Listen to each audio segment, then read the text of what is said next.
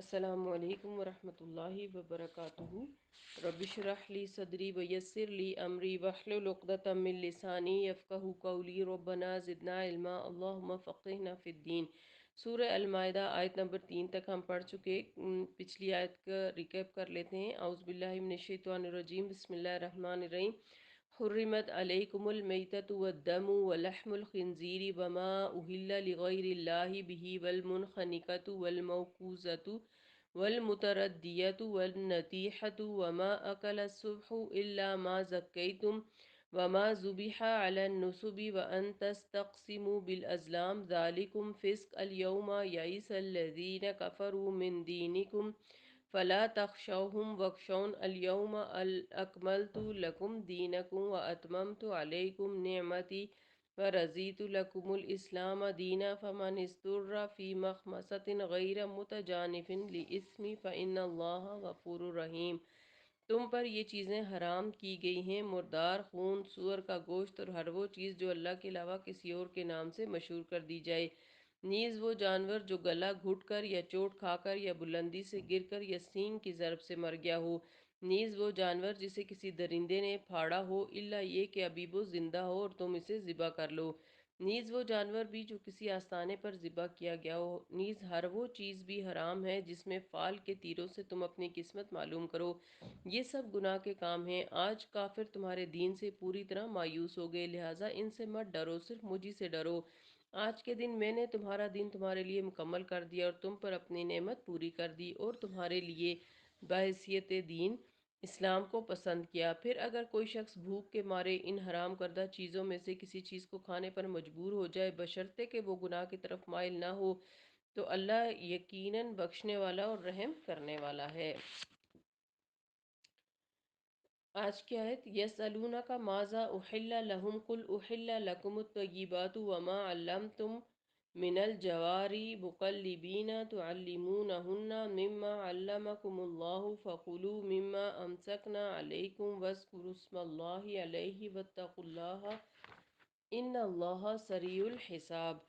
لوگ آپ صلی اللہ علیہ وسلم سے پوچھتے ہیں کہ ان کے لیے کیا کچھ حلال ہے۔ آپ صلی اللہ علیہ وسلم ان سے کہ یہ تمام پاکیزہ چیزیں تمہارے لیے حلال کر دی گئی ہیں، اور ان شکاری جانوروں کا شکار بھی تمہیں جنہیں تم نے اس طرح سدھایا ہو جیسے اللہ نے تمہیں سکھایا ہے، لہٰذا جو شکار وہ تمہارے لیے روکے رکھیں وہ کھا سکتے ہو، اور انہیں چھوڑتے وقت اللہ کا نام لے لیا کرو اور اللہ سے ڈرتے رہو، بلا شبہ اللہ کو حساب چکانے میں دیر نہیں لگتی۔ ہر چیز کی اصل اباحت ہے۔ اس آیت میں کھانے پینے کی اشیاء کی حلت اور حرمت کے متعلق ایک عظیم و شان اصول بیان ہوا ہے، جسے فقہی زبان میں یوں ادا کیا جاتا ہے کہ ہر چیز کی اصل اباحت ہے۔ اس کا مطلب یہ ہے کہ کھانے پینے کی تمام اشیاء دو شرطوں کے ساتھ حلال ہیں۔ ایک یہ کہ وہ چیز پاکیزہ اور صاف ستھری ہو، گندی، باسی، سڑی ہوئی اور بدبودار نہ ہو۔ دوسرا یہ کہ اس کے متعلق شریعت میں یہ صراحت نہ ہو کہ وہ حرام ہے۔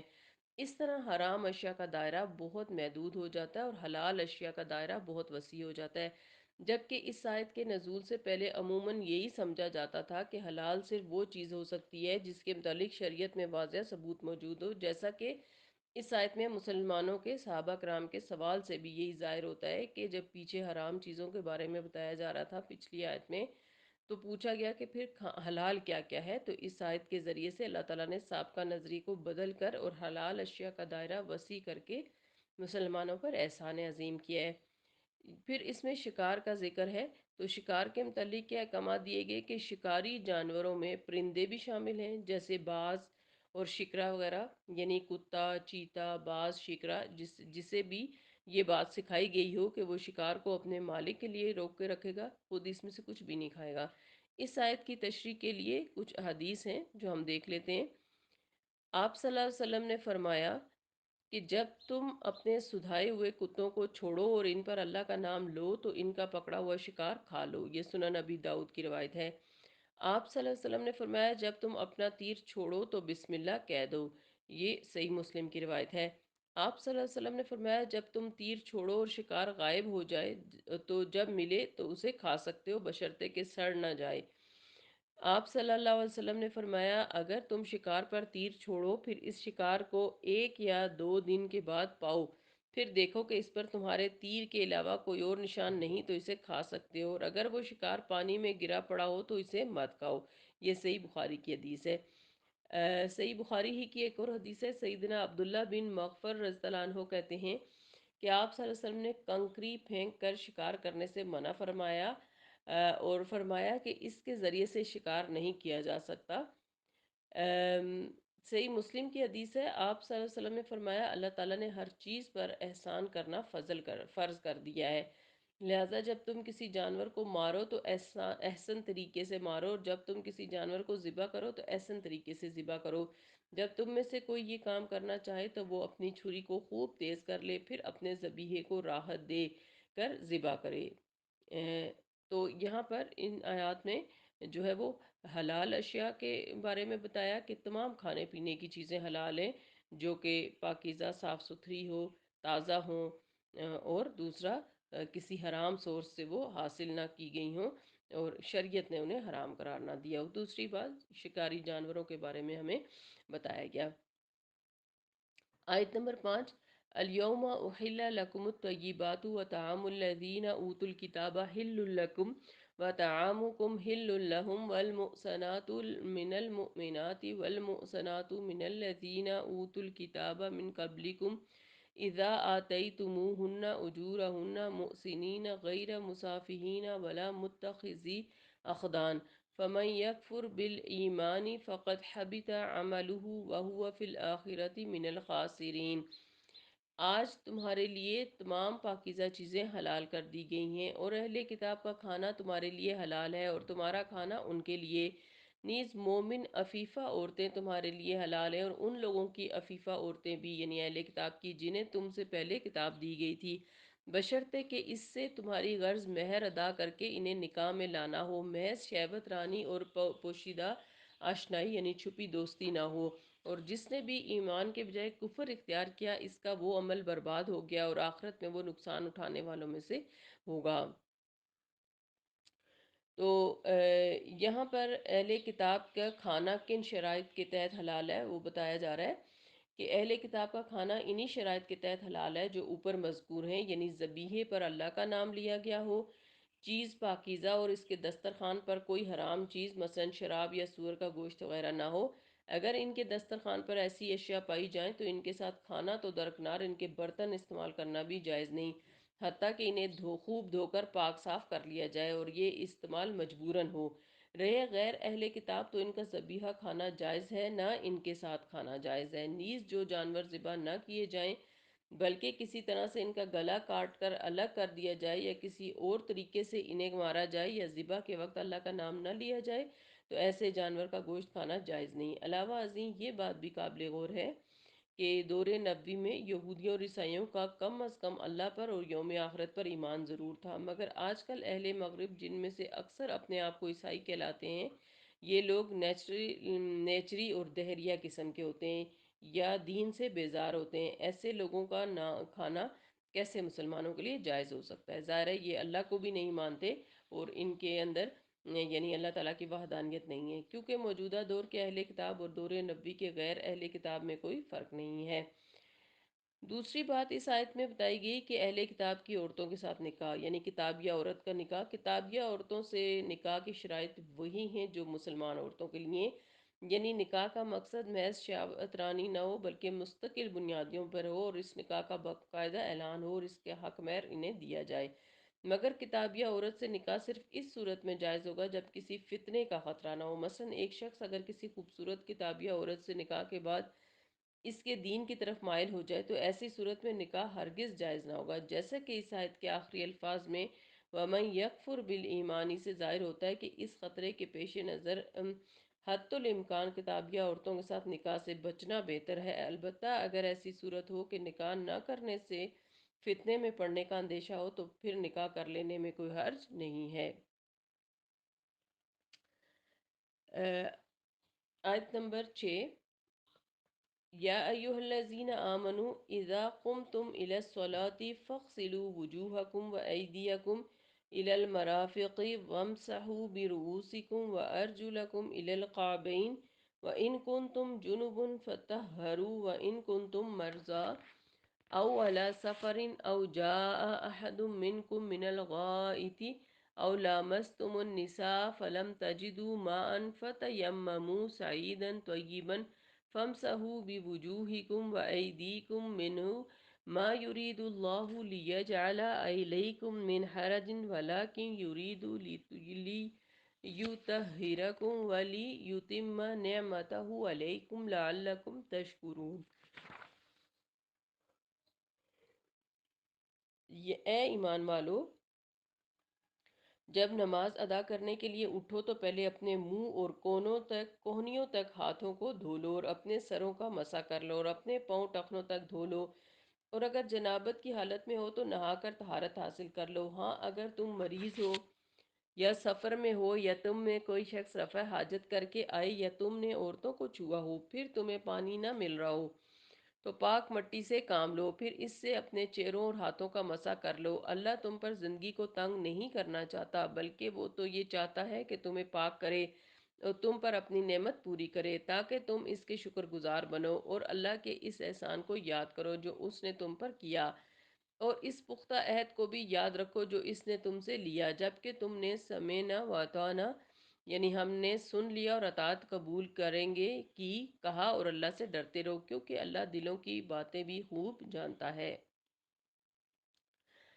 اب اس آیت کے اندر حلت و حرمت کے احکام سے مقصود نس کی طہارت ہوتی ہے۔ اب جسم کی طہارت کے احکام بیان ہو رہے ہیں۔ اس آیت میں وضو، تیمم اور غسل جنابت کا ذکر آیا ہے۔ تیمم اور غسل جنابت کے متعلق سورہ نساء کی آیت نمبر 43 کے تحت حدیث جو ہیں درج کی گئی تھیں، جو ہم پڑھ چکے ہیں، اور وضو اور طہارت کے متعلق حدیث یہاں پہ بھی ہیں، ہم ابھی ان کو دیکھتے ہیں۔ وضو سے متعلق احکامات ہیں، اور اس میں 4 وضو کے فرائض بتائے گئے ہیں، اور باقی جو وضو کی تمام سنتے ہیں وہ ہمیں حدیث سے پتہ چلتی ہیں۔ ایک دفعہ سیدنا عثمان رضی اللہ عنہ نے پانی کا برتن منگوایا، پہلے اپنی ہتھیلیوں پر 3 بار پانی ڈال کر انہیں دھویا، پھر داہنا ہاتھ برتن میں ڈالا، پھر کلی کی اور ناک میں پانی چڑھا کر اسے جھاڑا، پھر 3 بار اپنا منہ دھویا، پھر دونوں ہاتھ کونیوں تک 3 بار دھوئے، پھر ایک ہی بار سر کا مسح کیا، پھر دونوں ہاتھ ٹخنوں تک 3 بار دھوئے، پھر کہا کہ رسول اللہ صلی اللہ علیہ وسلم نے فرمایا جو کوئی میرے اس وضو کی طرح وضو کرے، پھر تحیت الوضو کی 2 رکعتیں اس طرح ادا کرے کہ اس کے دل میں کوئی دنیاوی خیال نہ آیا ہو، تو اس کے پہلے گناہ بخش دیے جائیں گے۔ یہ صحیح بخاری کی حدیث ہے۔ دوسری حدیث ہے، سیدنا انس رضی اللہ عنہ فرماتے ہیں آپ صلی اللہ علیہ وسلم نے جب بیت الخلاء میں آپ صلی اللہ علیہ وسلم جب بیت الخلاء میں جاتے تو کہتے اللہم انی اعوذ بک من الخبث والخبائث، اے اللہ میں بھوتوں اور بھوتنیوں سے تیری پناہ میں آتا ہوں۔ صحیح بخاری کی حدیث ہے۔ تیسری حدیث ہے، ابو ایوب انصاری رضی اللہ عنہ کہتے ہیں کہ نبی صلی اللہ علیہ وسلم نے فرمایا تم میں سے جب کوئی قضائے حاجت یعنی پیشاب پخانہ کرنے کے لیے آئے تو قبلے کی طرف منہ کرے نہ پیٹھ، بلکہ مشرق کی طرف یا مغرب کی طرف منہ کرو۔ صحیح بخاری کی حدیث ہے۔ سیدنا ابن عباس رضی اللہ عنہما کہتے ہیں کہ آپ صلی اللہ علیہ وسلم نے مدینہ کے کسی باغ سے آپ کا یعنی گزر ہوا، وہاں 2 آدمیوں کی آواز سنی جنہیں ان کی قبروں میں عذاب ہو رہا تھا۔ آپ صلی اللہ علیہ وسلم نے فرمایا انہیں کسی بڑے گناہ کی پاداش میں عذاب نہیں ہو رہا، پھر فرمایا ان میں سے ایک تو اپنے پیشاب سے احتیاط نہیں برتتا تھا اور دوسرا آدمی چغلی کیا کرتا تھا۔ پھر آپ صلی اللہ علیہ وسلم نے کھجور کی ایک سبز ٹہنی منگوائی، اس کے 2 ٹکڑے کر کے ہر قبر پر حصہ گاڑ دیا۔ صحابہ نے پوچھا اللہ کے رسول آپ نے ایسا کیوں کیا؟ فرمایا جب تک یہ سوکھیں گی نہیں شاید ان کے عذاب میں کمی ہو۔ صحیح بخاری کی حدیث ہے۔ سیدنا ابو ہریرہ رضی اللہ عنہ کہتے ہیں کہ آپ صلی اللہ علیہ وسلم نے فرمایا تم میں سے کوئی ٹھہرے پانی میں جو جاری نہ ہو پیشاب نہ کرے کہ پھر اس میں نہائے۔ صحیح بخاری کی حدیث ہے، یعنی جو پانی ٹھہرا ہوا ہو اس میں گندگی نہیں کرنی چاہیے تاکہ لوگ اسے یوز کر سکیں۔ سیدنا ابو ہریرہ رضی اللہ عنہ کہتے ہیں کہ میں نے آپ صلی اللہ علیہ وسلم کو یہ فرماتے ہوئے سنا جس شخص کو حدث ہو اس کی نماز قبول نہیں ہوتی جب تک کہ وہ وضو نہ کر لے۔ حضرت موت کے ایک آدمی نے مجھ سے پوچھا ابو ہریرہ یہ حدث کیا ہوتا ہے؟ انہوں نے کہا پھسکی یا پاد، یعنی اگر کسی کی ہوا خارج ہو گئی ہو تو اس کا وضو نہیں رہتا۔ صحیح بخاری کی حدیث ہے۔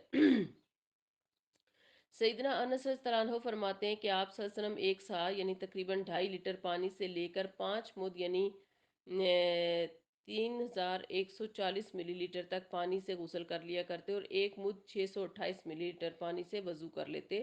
صحیح بخاری کی حدیث ہے۔ سیدنا علی رضی اللہ عنہ فرماتے ہیں کہ میری مزی بہت نکلتی تھی، میں نے آپ صلی اللہ علیہ وسلم سے یہ مسئلہ پوچھنے میں شرم محسوس کی اور مقداد بن اسود رضی اللہ عنہ سے کہا تم پوچھ دو۔ مقداد نے آپ صلی اللہ علیہ وسلم سے پوچھا تو آپ صلی اللہ علیہ وسلم نے فرمایا اس میں وضو ہے۔ صحیح بخاری کی یہ حدیث ہے، یعنی کہ اگر کسی کو مزی کی شکایت ہو تو وہ ہر دفعہ جو ہے وہ تازہ وضو کرے۔ سیدنا عمر رضی اللہ عنہ کہتے ہیں کہ ایک شخص نے وضو کیا اور اپنے ناخن پر قدم پر ناخن پر جگہ خشک چھوڑ دی۔ آپ صلی اللہ علیہ وسلم نے دیکھا تو اس سے فرمایا واپس جاؤ اور اچھی طرح وضو کرو۔ چنانچہ وہ شخص واپس ہوا، پھر وضو کر کے نماز پڑھی۔ صحیح مسلم کی یہ حدیث ہے۔ سیدنا عبداللہ بن عمر رضی اللہ عنہما کہتے ہیں کہ ایک سفر میں نبی صلی اللہ علیہ وسلم ہم سے پیچھے رہ گئے۔ آپ صلی اللہ علیہ وسلم جب ہم سے ملے تب نماز کا وقت ہو گیا تھا اور ہم وضو کر رہے تھے اور اپنے پاؤں پر مسح کر رہے تھے، تو آپ صلی اللہ علیہ وسلم نے 2 یا 3 مرتبہ بلند آواز سے پکارا ان خشک ایڑیوں کے لیے بربادی ہے۔ صحیح بخاری کی حدیث ہے۔ ایک اور دوسری روایت میں ہے کہ آپ صلی اللہ علیہ وسلم نے فرمایا ان خشک ایڑیوں کے لیے بربادی ہے، وضو مکمل کرو۔ یعنی صحیح طرح سے جب انسان وضو کرے تو کوئی اس کے جسم کا حصہ خشک نہیں رہنا چاہیے جہاں جہاں وضو کے لیے کہا گیا ہے۔ سیدنا ابو موسیٰ اشعری رضی اللہ عنہ کہتے ہیں کہ میں آپ صلی اللہ علیہ وسلم کے پاس آیا تو دیکھا کہ آپ صلی اللہ علیہ وسلم ہاتھ میں مسواک لیے ہوئے مسواک کر رہے ہیں۔ آپ صلی اللہ علیہ وسلم آہ آہ کی آواز نکال رہے تھے اور مسواک آپ کے منہ میں تھی، گویا کہہ کر رہے تھے۔ صحیح بخاری کی حدیث ہے۔ عروہ بن مغیرہ اپنے باپ سے روایت کرتے ہیں کہ میں ایک سفر غزوہ تبوک میں رسول اللہ صلی اللہ علیہ وسلم کے ساتھ تھا۔ آپ صلی اللہ علیہ وسلم وضو کر رہے تھے، میں جھکا کہ آپ صلی اللہ علیہ وسلم کے موزے اتاروں۔ آپ صلی اللہ علیہ وسلم نے فرمایا رہنے دو، میں نے انہیں باوضو پہنا ہے۔ پھر آپ صلی اللہ علیہ وسلم ان پر مسح کیا۔ یہ صحیح بخاری کی حدیث ہے۔ واضح رہے کہ ان آیات میں جن اعضاء کو دھونے کا ذکر آیا ہے انہیں دھونا فرض ہے، یا بالالفاظ دیگر وہ وضو کے فرائض ہیں جن کے بغیر وضو تمام رہتا ہے، اور یہ ہے اپنے چہرے کو دھونا، اپنے ہاتھوں کو کونیوں تک دھونا کہ کونیاں اس میں شامل ہیں، اپنے سر کا مسح کرنا، اپنے دونوں پاؤں کو ٹخنوں تک دھونا کہ ٹخنے اس میں شامل ہیں۔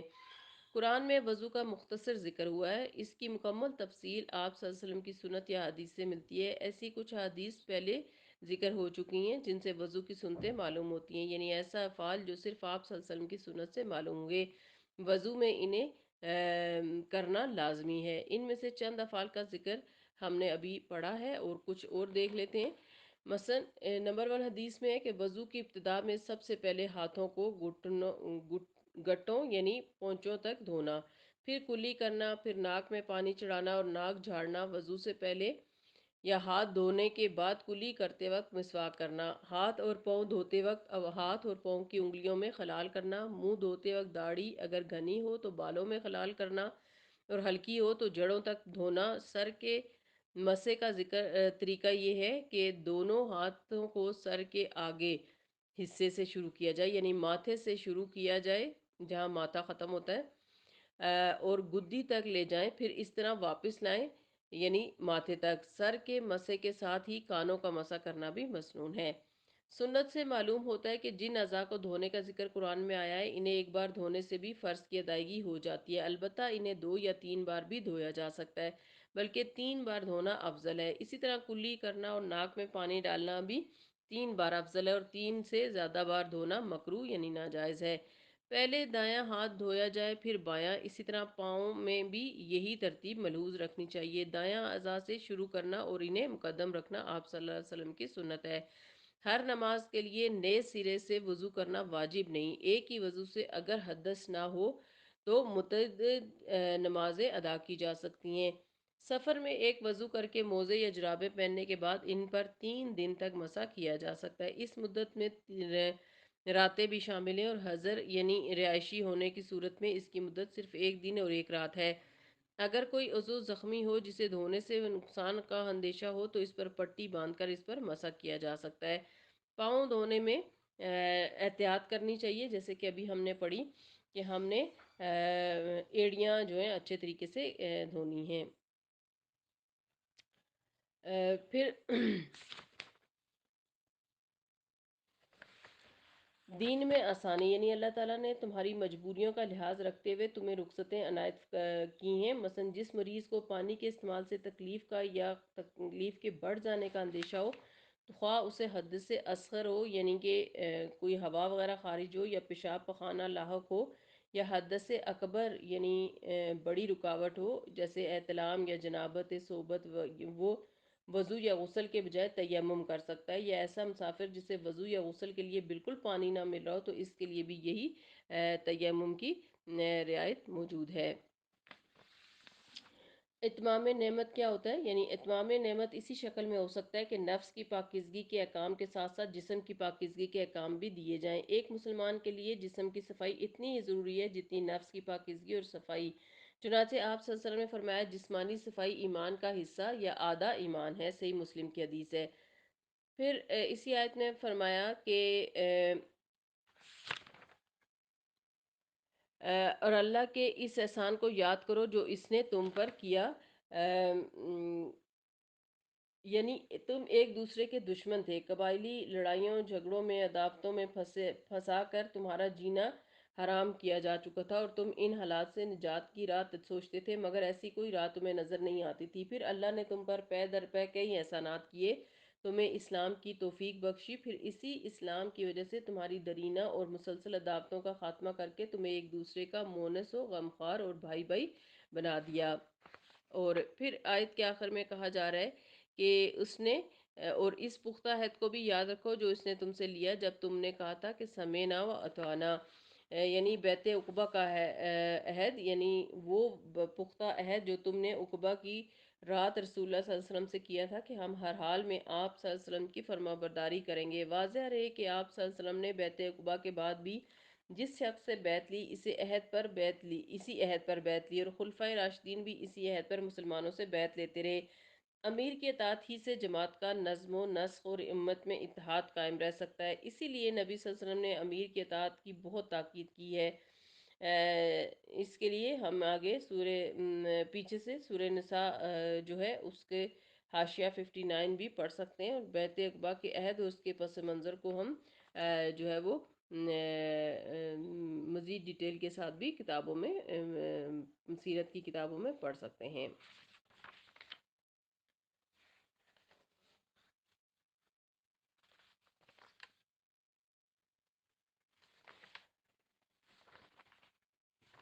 آیت کے آخر میں اللہ تعالیٰ فرماتے ہیں کہ وَاتَّقُوا اللَّهَ إِنَّ اللَّهَ عَلِيمٌ بِذَاتِ الصُّدُورِ، ہم نے سن لیا اور اطاعت قبول کی، کہا اللہ سے ڈرتے رہو کیونکہ اللہ دلوں کی باتیں بھی خوب جانتا ہے۔ تو آج کی آیات یہ تھیں جن میں ہم نے کھانے پینے کی حلال ہونے کی صورتیں پڑھی کہ تمام کھانے ہمارے لیے حلال ہیں سوائے دو معاملات کے، جس میں بتایا گیا کہ گلی سڑی نہ ہو، پاکیزہ چیز ہو، اور دوسرا اس کا سورس پاکیزہ ہو اور شریعت نے اسے منع نہ کیا ہو۔ اور پھر اس کے بعد جو ہے وہ بتایا گیا کہ اہل کتاب کا ذبیحہ کس شرط پر کھایا جا سکتا ہے کہ اگر اس پر اللہ کا نام لیا گیا ہو، یعنی وہ بھی اللہ تعالیٰ کے ماننے والے ہوں تو ان کا ذبیحہ بھی جائز ہے اور ان کی عورتوں سے نکاح بھی جائز ہے۔ لیکن ایسی عورتیں ایسی اہل کتاب کی عورتیں جو اللہ کو نہ مانتی ہوں اور جن کے ساتھ نکاح کرنے سے اپنا دین کے جانے کا خطرہ ہو، تو ایسی عورتوں کے ساتھ شادی نہیں کرنی چاہیے، جائز نہیں ہے، اور ان کے ساتھ شادی کر کے گھر بسانا مقصود ہو۔ اس کے بعد پھر وضو کے احکامات پڑھے، تیمم کے اور غسل کے احکامات ہم نے پڑھے۔ مجھے امید ہے کہ آپ کو بہت اچھے طریقے سے سمجھ آ گئی ہوگی۔ اللہ تعالیٰ ہم سب کو بہترین عمل کرنے کی توفیق دے اور ہمارے لیے آسانیاں عطا فرمائے، آمین۔ سبحانک اللہم و بحمدک، نشہد ان لا الہ الا انت، نستغفرک و نتوب الیک۔ السلام علیکم ورحمۃ اللہ وبرکاتہ۔